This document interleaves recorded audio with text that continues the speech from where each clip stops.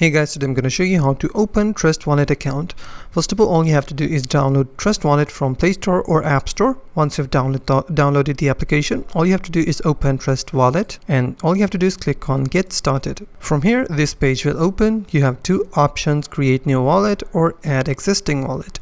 If you are new to the Trust Wallet, all you have to do is create new wallet, and then you will see two options: secret phrase and Swift.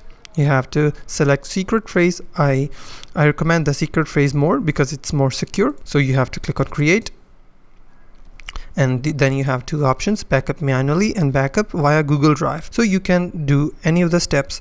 I personally like backup manually because it's more safe. You have to write down the phrases that the app will show you, the Trust Wallet will show you into a piece of paper and secure it somewhere in safe place. So I will select backup manually. I have to check all the boxes and click on continue. So it is showing me all the phrases. It's all black because Trust Wallet does not allow screen recording of the phrases because it's secure.